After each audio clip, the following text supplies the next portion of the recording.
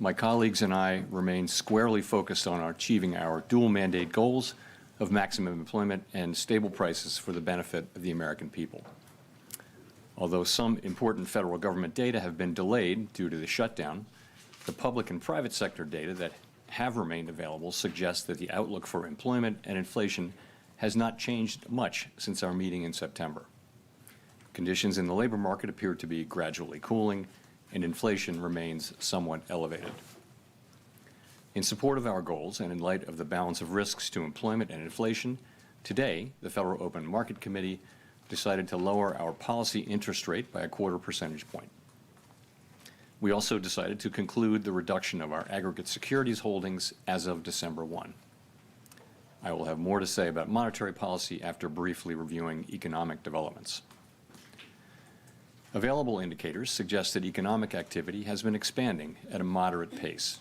GDP rose at a 1.6% pace in the first half of the year, down from 2.4% last year. Data available prior to the shutdown show that growth in economic activity may be on a somewhat firmer trajectory than expected, primarily reflecting stronger consumer spending. Business investment in equipment and intangibles has continued to expand, while activity in the housing sector remains weak. The shutdown of the federal government will weigh on economic activity while it persists, but these effects should reverse after the shutdown ends. In the labor market, the unemployment rate remained relatively low through August. Job gains have slowed significantly since earlier in the year. A good part of the slowing likely reflects a decline in the growth of the labor force due to lower immigration and labor force participation, though labor demand has clearly softened as well.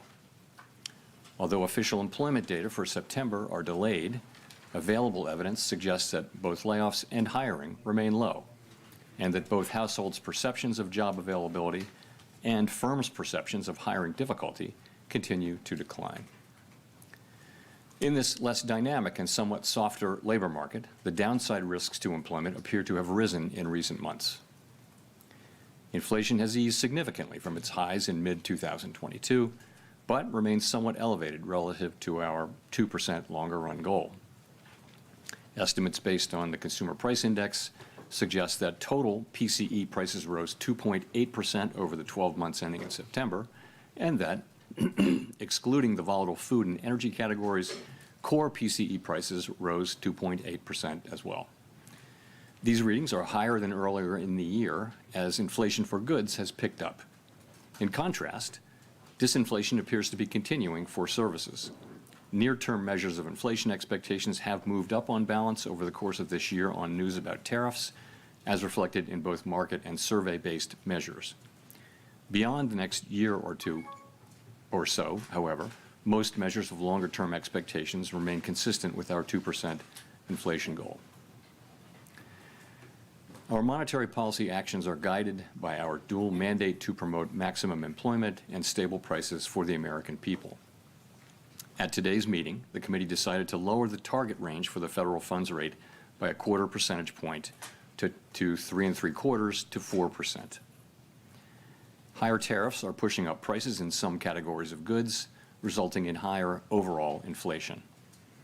A reasonable base case is that the effects on inflation will be relatively short-lived, a one-time shift in the price level.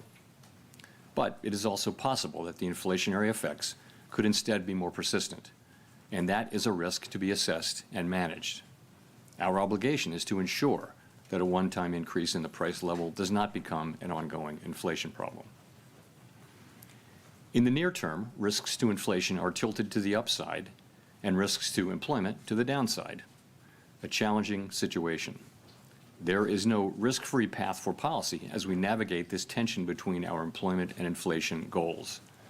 Our framework calls for us to take a balanced approach in promoting both sides of our dual mandate.